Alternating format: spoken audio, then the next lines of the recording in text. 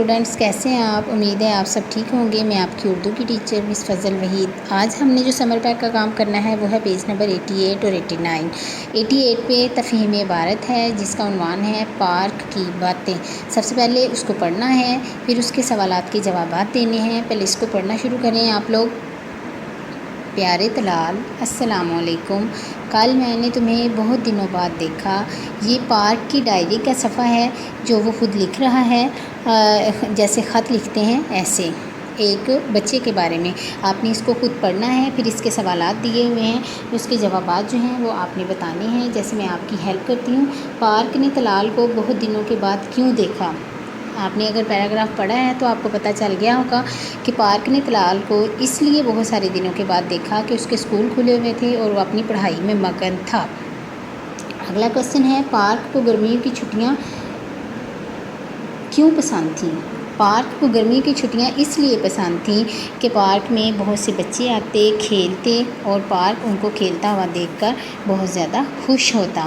اس کے بعد ہے، طلال کے دوست کون کون سے غلط کام کرتے تھے؟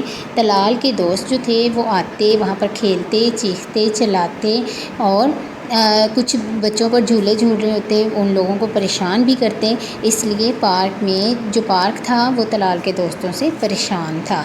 آپ پارک جا کر کن باتوں کا خیال رکھتے ہیں؟ ہم پارک جا کر خیال رکھتے ہیں کہ کوئی ہم سے تنگ نہ ہو اور وہاں پر گندگی نہ پھیلائیں۔ تخلیقی لکھائی جو ہمیں دی گئی ہے وہ کچھ اس طرح سے ہے کہ اپنے گھر کے سامنے والے پارک کے ایک نوٹس بورڈ تیار کریں جس میں پارک کے آنے والے جو لوگ ہیں ان کے لیے کچھ ضروری ہدایات لکھیں تاکہ لوگ پارک کو گندا نہ کریں۔ جیسے مثال بھی ہمیں دی گئی ہے کہ پارک کے پھول پودوں کو توڑنا منع ہے۔ اسی طرح کی میں نے آپ کے لیے ایک تھوڑے سے فقرات لکھ کے رکھے ہیں آپ کی آسانی کے لیے۔ آپ لوگ خود کوشش کریں اور بھی ایک ایسا ہی نوٹس بورڈ بنانے کی، تاکہ جس کو ہم اگر پارک میں لگائیں تو وہ ہمارے لیے فائدہ مند ہو۔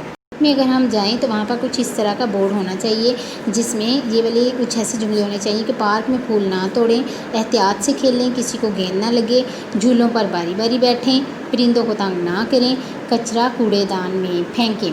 کوشش کریں کہ آپ بھی اسی طرح کا بورڈ گھر پر تیار کریں تاکہ آپ کو سمجھ آئے کہ پارک میں ہمیں کس طرح سے جانا چاہیے اور ہمارا وہاں پر رویہ کیسا ہونا چاہیے۔ کہ اگر ہم دیکھیں تو پیج نمبر 88 پہ جو ہے وہ ہے کہ اس میں صفت، یعنی اس میں صفت کا مطلب ہے کسی چیز کی اچھائی یا برائی۔ یہاں پر جو پہلا کوسچن ہے وہ ہمارا ہے، گرمیوں میں وہ بہت مزیدار چیزیں آتی ہیں، ایک تو چھٹیاں اور دوسرے آم۔